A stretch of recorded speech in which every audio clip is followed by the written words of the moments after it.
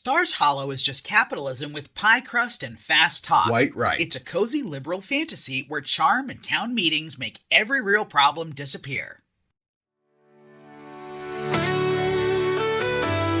This is the Marxists at the Movies podcast. Marxists at the movies, bright and raw, breaking through the reels to rewrite the law. Workers of the world in every frame, changing the credits, rewriting the name.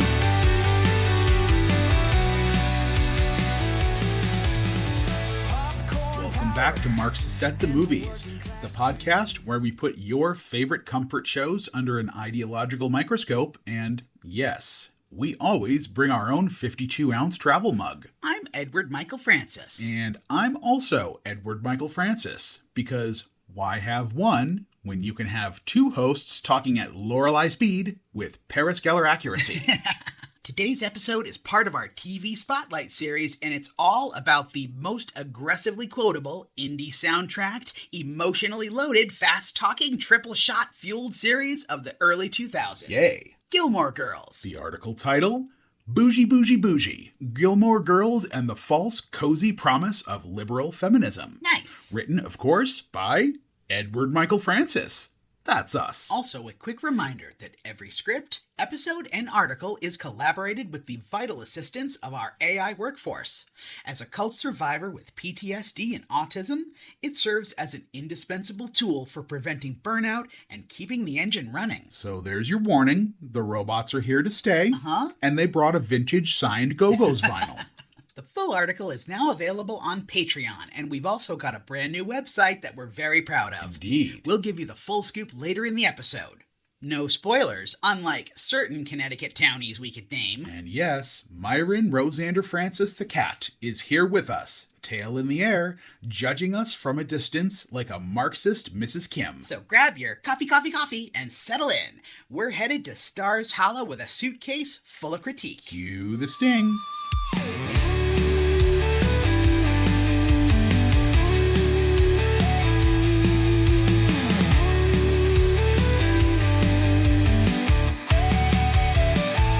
Gilmore Girls is your comfort show. Grab your sweater from the oven, toast a Pop-Tart, and settle in, because we're diving deep into the fantasy, and once we do, there's no unseeing it. This is your spoiler warning, folks. Every season, every boyfriend, every Friday night dinner. It's all fair game. Let's be honest. Gilmore Girls is one of the most well-written, emotionally complex, and relentlessly quotable shows of its era. Hell yes. The early 2000s neo-folk soundtrack is a perfect time capsule. Stars Hollow feels like your favorite dream. It does. And we've all cried to it, yelled at it, romanticized it. But here at Marxists at the Movies, love is not an excuse for delusion. Nope. So today we're dissecting this show character by character, because in a series this human-centric, understanding who these people really are reveals exactly what ideology they're selling us. Before you ask, yes, this one's personal. Of course it is. My ex-husband, let's call him Tim, Sure. was the proudest Gilmore Girl fan I'd ever met. I teased him for it until one day, Hello. I wasn't teasing anymore. I was quoting lines and planning my own secret break into the headmaster's office. So this one's for Tim, the Disney gay who made you a Gilmore Girl. Exactly. Now, give the people a synopsis. Gilmore Girls follows single mom Lorelei Gilmore and her teenage daughter Rory navigating life in the charming fictional town of Stars Hollow. Lorelei had Rory at 16, ran away from her wealthy parents, and built a new life running an inn. But when Rory gets into Chilton Academy, a top prep school, and they can't afford tuition, Lorelei goes back to her parents, Emily and Richard, for help. Yeesh. Their price? Weekly dinners and a lifetime of emotional strings. Cue 7 seasons of love, loss, ambition, and the world's fastest dialogue. Rory moves from prep school to Yale, navigating GPA stress and relationship mess. Lorelei battles expectations from her parents, her town, and herself. Of course. And all of it's wrapped in that cozy, caffeinated aughts pop glow. But under the banter lives a system, and every character, every choice reinforces it. So we're starting with the characters, then zooming out to the town, and finally to the creator who built this world. Boom. Because understanding Gilmore Girls means understanding how liberal feminism disguises itself as empowerment, and how the best propaganda never feels like propaganda at all. Alright, comrades, get comfortable, grab a cup of something warm, and maybe take a deep breath. Because we're about to go full Marxist lens. Yay. And that means no one escapes the analysis. No. Not even the characters we love most. We adore this show, truly. Truly. But part of loving media is holding it accountable. And sometimes that means we have to lovingly dismantle the cozy narrative structures that tried to sell us comfort as truth. And at the center of that structure, two women, mother and daughter. A French press-addled, fast-talking fairy tale of class privilege. Rory Gilmore, played by Alexis Bledel, is the show's ideological center and its most dangerous lie. Quite right. She's the perfect neoliberal fantasy. Work hard, follow the rules, and the system will reward you. But in reality, Rory coasts on family wealth, Yale connections, and generational privilege. Meritocracy, my ass. She almost never keeps a job, never faces real struggle, and the moment someone tells her you don't have it, she steals a yacht and drops out of Yale. Then she gets pampered in her grandparents' pool house like some sort of tragic heroine. The revolution will not be catered. The show treats her tantrum as growth, but Rory isn't growing, she's being protected. She is. She's the system's golden child sold to us as a scrappy underdog. America's favorite rich girl cosplay. Even Paris, her frenemy, saw it. Right? At one point, she looks at Rory and says, dead serious, "You look like little birds help you get dressed in the morning." And that's exactly it. Rory floats through life like a Disney princess, carried by invisible hands no one else gets. Tell it. She's treated like she earned it all, but really? Really? She's just the beneficiary of other people's labor, sacrifice, and well-placed bird friends. Even her love life is a class allegory. Right. Dean, played by Jared Padalecki, represents working class loyalty. Oh, Dean. Kind, steady, and completely disposable once she outgrows his world. He built her a car. She totaled his worldview. Milo Ventimiglia's Jess represents rebellion. Of course. He challenges her intellectually, so naturally the show frames him as a mistake she had to outgrow. The only man who read books, and he got benched. And then there's Logan, played by Matt Jukri. Logan. Logan is capitalism in a scarf. Rich, entitled, unbothered. Barf. Rory keeps going back because deep down, she doesn't want to question the system. She wants to win it. The Huntsberger hustle. She bought in. Lorelai Gilmore is framed as the cool mom icon. Coffee in one hand, feminism in the other. She ran from her parents' wealth, built a life on her own terms, and raised Rory with independence and spunk. It's presented as revolutionary, but it's not. Played with aggressive effervescence by Lauren Graham. Ugh. She once walked into Luke's diner and said, "Give me a burger, onion rings, and a list of people who killed their parents and got away with it. I need some heroes." And there it is, Lorelai in one sentence. She's witty, unfiltered, and constantly rebelling against the burden of her upbringing. But under the punchline, there's this raw exhaustion with the way her parents still control the narrative. It's a joke, yeah, but it's also a confession. It really is. This woman wants out. She's punk rock in a trust fund hoodie. Every time things get hard. Chilton tuition, starting the inn, even emotional bailouts. She goes back to Richard and Emily's money.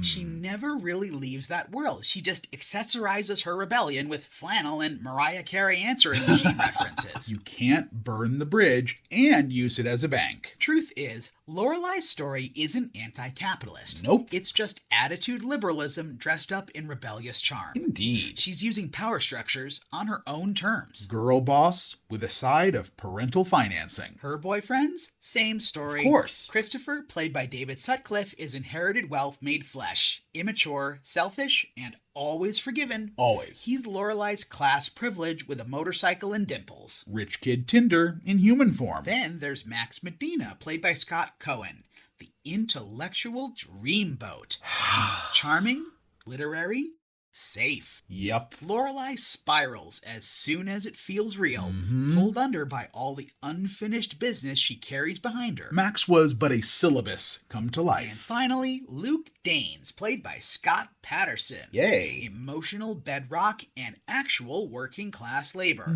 Quite. He's the diner guy who fixes things, listens, builds. Indeed. Lorelai leans on him constantly, Yep. but the show never fully grapples with what that kind of support costs a man like Luke. Luke deserved hazard pay and a therapist. We'll talk more about him shortly.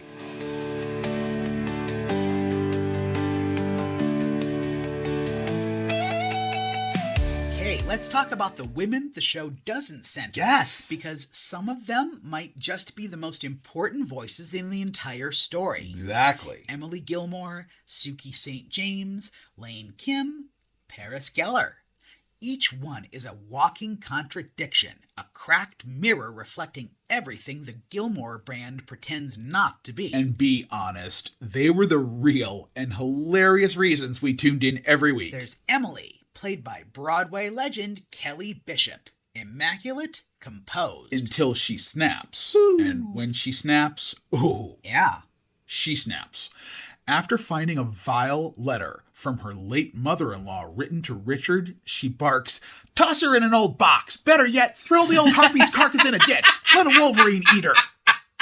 That's Emily going full scorched earth in pearls and heels. She's repressed 99% of the time, so when that 1% breaks loose, Lady. you better run. Emily Gilmore is capitalism with a dry martini. Breach. While everyone else is flailing around in low-rise jeans and those tiny purses that couldn't even hold a credit card, Kelly Bishop plays her like a diplomat with a dagger. Wow. Every gift is a contract. Every dinner, a siege. And in one of the most brutal scenes in the entire series, she quietly levels Lorelai with a truth bomb that still makes me wince. What was it? You never do anything unless it's what you want to do. You never have. You walk away from anything and everyone if it suits you. That's what you do. It's an emotional indictment delivered like fine china smashing on concrete. She's not wrong. Nope. That's a mother holding up a mirror. A terrifying mirror. Indeed. And Bishop makes you feel every ounce of heartbreak underneath the ice. Emily doesn't just play the game. Nope. She sets the table, chooses the guest lists, and decides what counts as good manners. Boss. She's the one who makes power look like family. And somehow still makes you laugh while doing it. Right. She's terrifying and iconic and honest in a way no one else on this show dares to be. Now shift the lens to Suki St. James, Lorelai's best friend, inhabited by Melissa McCarthy. Legend. The heart of every kitchen scene and the person who actually makes the inn function. Uh-huh. She's flower-dusted genius with a side of emotional ballast. And she's the only one not constantly trying to prove something. Quite right. She's just being. Yes. Doing what she loves, loving who she loves, feeding people. That's it. Suki is Stars Hollow at its unpretentious best. And somehow, despite being the one with actual skills, she's still treated like Lorelai's sidekick. Still. Girlfriend bakes the whole economy and barely gets a line of credit. And Jackson, her husband, is the rare example of a working class man in this show who doesn't need to be fixed or mocked. Indeed. He just plants things, loves his wife, navigates her chaos without trying to change her. And he's a zaddy. Honestly, if you don't have a wicked crush on Jackson Douglas by the end of the series, Girl. check your pulse. Seriously. Woof. Yeah, and yet somehow, Somehow? Suki's the sidekick, Right? despite being the actual talent behind the Dragonfly in success. Because the show can't fully center someone who doesn't perform class. Suki's already living her joy, so she gets pushed to the edge of the frame. It's like the camera is allergic to contentment. If you're not aspiring or self-destructing, you don't count. Let's not forget, this was pre-fame Melissa McCarthy. For a lot of us, this was the first time we saw what she could do. Right?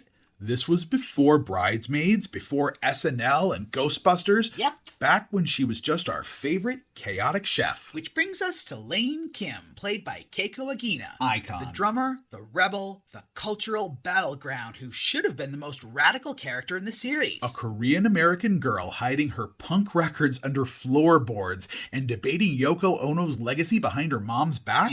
That's material. She plays multiple instruments. She's a walking music library, and the show responds by handing her Zach, twins, and a creative lobotomy. Because Lane's not a Gilmore. She doesn't get a safety net or a comeback arc. Of course not. She takes one risk, and the writers punish her like she asked Taylor to let someone else organize the Firelight Festival. Just once. And finally, Liza Wheels, Paris Geller, the academic battering ram, the class fire alarm in a plaid skirt. Alpha. The woman Rory once referred to as a pop-up book from hell. Weil plays her like Lady Macbeth, registered CPA. She does more than walk into scenes. She detonates into them. But the show never lets her be both the punchline and the protagonist. Nope. She's always too much, too intense, too aware. If Rory is the cozy lie, Paris is the inconvenient truth. Indeed. And she deserved more than being sidelined every time her story got real. Exactly. And we'll be right back. Each flickers with a revolutionary beam. The heroes rise from the factory floor, challenging the scripts and demanding more. Welcome back.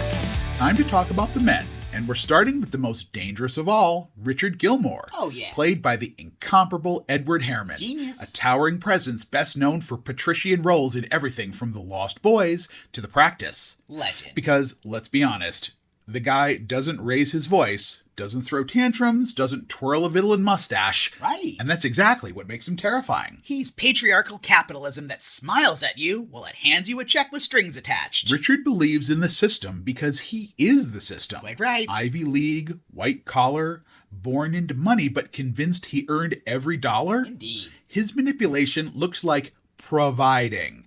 He buys Rory a car. He offers Christopher as a better fit than Luke, not because he loves the guy, but because Chris makes more sense in his business-centered worldview. Gross. And he does it all calmly, Nonchalant. reasonably.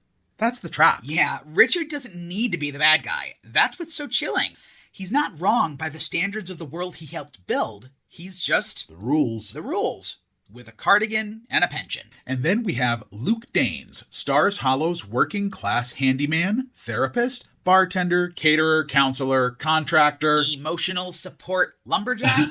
and let's be honest, Stars Hollow's other daddy. You would be not wrong. Exactly. Ugh. Luke is the town's infrastructure and its conscience. Makes sense. And the show treats him like an emotional janitor, always mopping up after rich people's messes, but never really invited to the table. Fascinating. He's not allowed to voice his politics or even his pain without being treated like he's overreacting. Even when he gets the girl, it feels like a consolation prize. More a utility than a love interest. He fixes your shit, absorbs your moods, and stays quiet about it. The show wants you to be enamored with this idea of the working class, but not enough to actually listen to them. How so? Luke isn't a fantasy boyfriend, he's a fantasy butler with hash browns. Let's zoom out now, because the real Stars Hollow isn't the inn or the diner. It's the people orbiting around them. Oh? The townies. Sure. The ones doing all the emotional and literal labor to keep this fantasy alive. You must mean the labor class disguised as whimsy? Exactly. They're the scaffolding that holds up the Gilmore fairy tale. Take Miss Patty, Okay. dance teacher, town gossip, and living archive of Stars Hollow's collective memory. Yes. She's played by the legendary Liz Torres, who also happens to guest star in one of my all-time favorite episodes of Quantum Leap. Ultra. Go watch it. The twist is wild.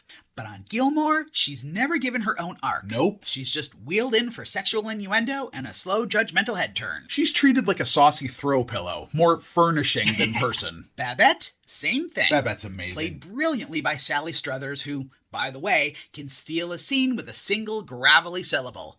but she's basically free therapy with a side of casserole.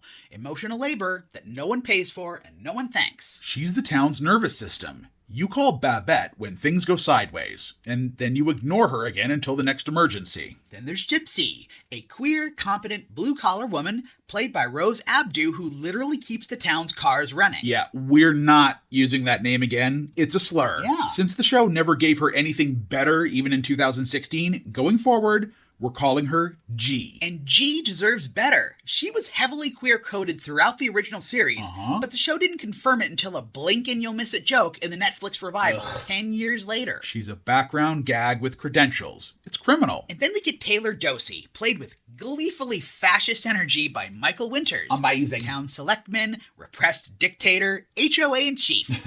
Taylor turns every zoning request into a morality play. Quite. He's not just annoying, he's power drunk. Totally. Local government with no oversight. He is the Department of Red Tape given human form. You just know he keeps bylaws in his underpants. And let's be honest, Taylor, too, is queer-coded within an inch of his life. Completely. Fussy, theatrical, emotionally constipated. Right. But unlike Michelle or even G, he never gets a moment of truth, just more repression and 1,000 permit forms. And finally, Kirk, played by then-newcomer Sean Gunn. We love Kirk. Kirk is the gig economy with a nervous twitch. Never thought about that. He holds down a dozen jobs, none of them with benefits, and everyone treats it like it's a big joke. They really do. But it's more economic precarity than levity. He's capitalism's favorite kind of worker. Desperate, Hello. loyal, and paid entirely in humiliation. Kirk's best line? My girlfriend's the whore. My girlfriend's the whore! Still iconic. And a film by Kirk? Citizen Kane by way of a fever dream. Classic. And all of them, Patty, Babette, G, Taylor, Kirk, they keep the town running. But the show will never let them be the main characters. No. They're infrastructure dressed up as personality. They are what neoliberalism does best. Absolutely. Use the working class for flavor, Correct. then forget them the minute it's time to tell a serious story. Miss Patty's judging you, Babette's cackling, and Kirk's probably stuck in the bell tower again. Boy with the poodles already. All right, we talked about the ladies, the gentlemen, the money, but now it's time to talk about the real main character of Gilmore Girls. No, not Paul Anka. Stars Hollow, the town itself, the whimsical New England dreamland that made you want to down some Chinese takeout and buy an inn with a sagging front porch. And maybe move into an upstairs apartment above a diner with your emotionally stunted future husband. Stars Hollow is a product. Built on the Warner Brothers backlot and repainted a dozen times to play whatever version of America Hollywood needed to sell that year. Well, you know who's not buying it? Who? Real Connecticut locals. They love to point out that Stars Hollow looks nothing like actual Connecticut. No stone walls, wrong architecture, completely made up geography. But that's the point. It's not about realism. It's about feeling like home to a very specific audience. Meanwhile, real small towns are dealing with Walmart invasions, opioid overdoses, job flight, and gutted public infrastructure. Tell it. But in Stars Hollow, the biggest crisis is a gazebo lighting debate or a territorial dispute between dueling troubadours. The town celebrates quirkiness, but punishes real nonconformity. Everyone's working constantly. Kirk with his dozen jobs, Luke running the diner solo, Yeah. Miss Patty still teaching dance, but no one's winning. There are no unions and no collective action. Just individual hustle dressed up as community spirit. Stars Hollow is just capitalism with pie crust and fast talk. Quite right. It's a cozy liberal fantasy where charm and town meetings make every real problem disappear. It's the perfect cover story for a broken system. For sure. Cozy enough to stop you from asking who built it, who runs it, and who's actually paying for the fantasy.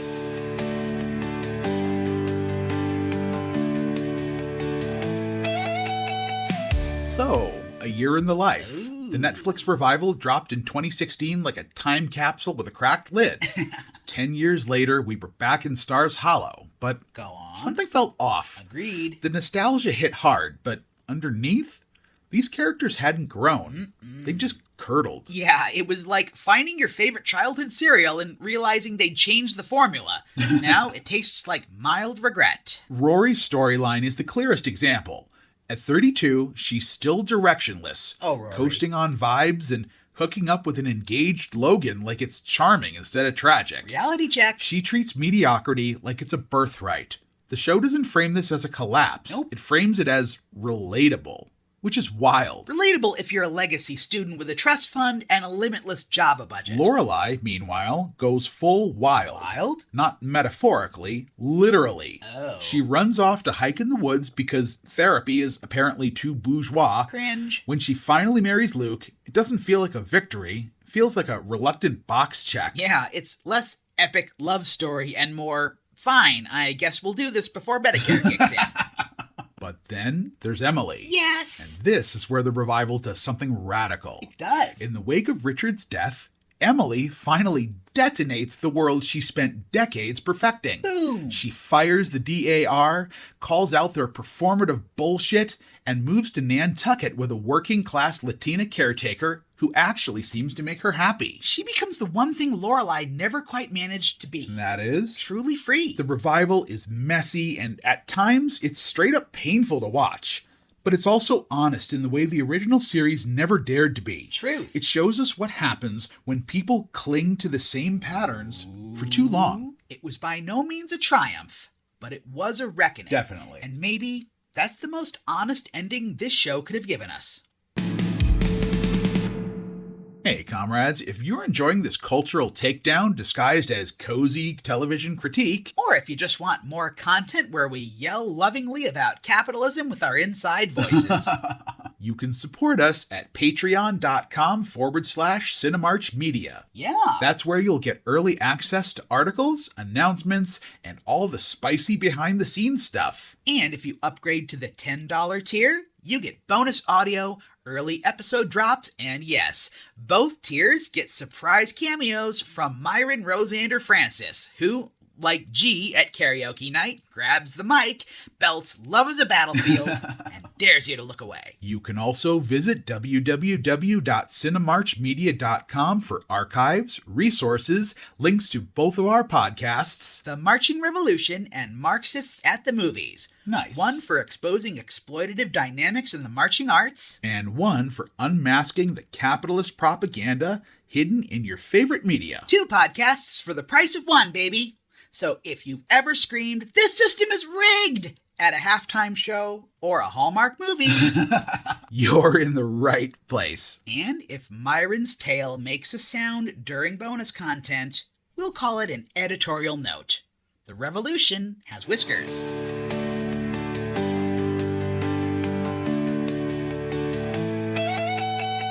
All right, comrades, we've talked about the characters, the town, the politics, and the revival. Check and check. But now it's time to zoom out.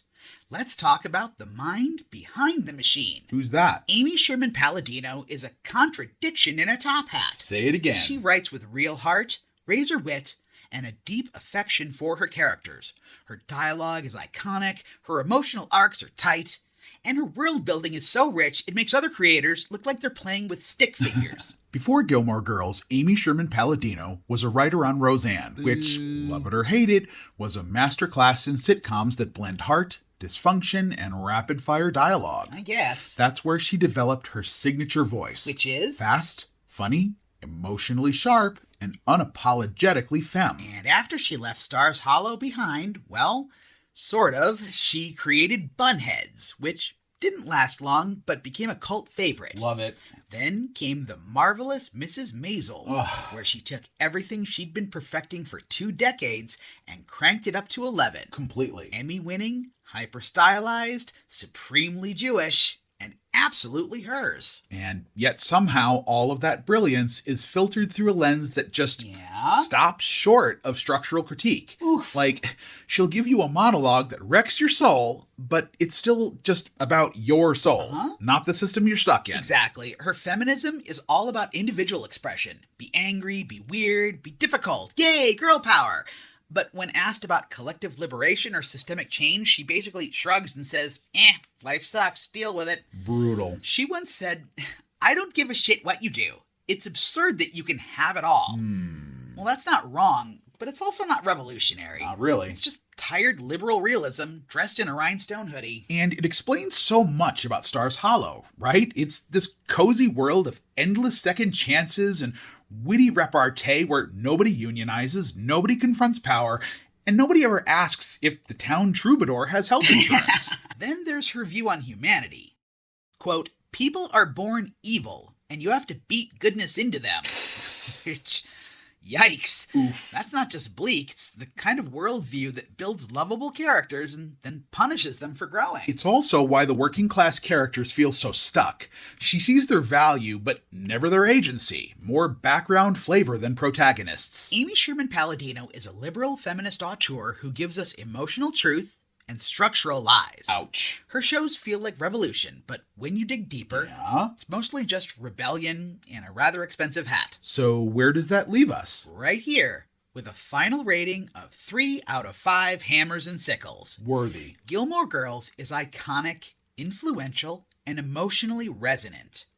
But it's not a manifesto. It's capitalism with cute boots. And neoliberalism with a latte. But damn it, we'll probably still rewatch it every fall, won't we? We will. Because the revolution may not be televised, but it'll probably have a really good theme song.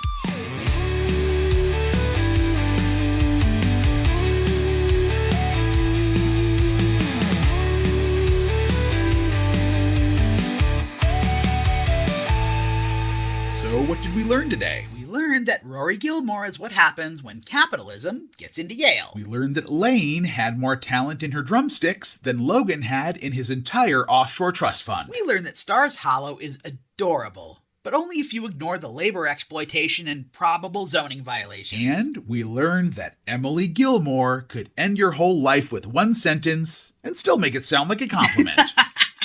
But underneath all the jokes, there's something real here. Too real. Gilmore Girls isn't just cozy, it's cunning. It sells you the system with a side of coffee and makes you think it's freedom. It's the dream of meritocracy dressed up in Ugg boots and fast-talking charm. Ala! And if we don't learn to spot it, we'll keep mistaking comfort for justice. You can support this work and everything we do at patreon.com/Cinemarchmedia and www.cinemarchmedia.com. And let's be honest, Myron's the only Gilmore in this house who hasn't disappointed us. This is Marxists at the Movies. And always remember, Babette ate oatmeal. Bye. Scene opens, white lights dim down low. Thank you for listening to the Marxists at the Movies podcast. Don't forget to like and comment. From shadows deep and screens ignite, the proletariat comes alive tonight.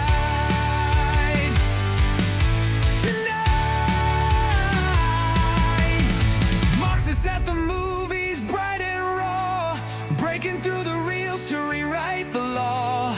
Workers of the world in every frame, changing the credits,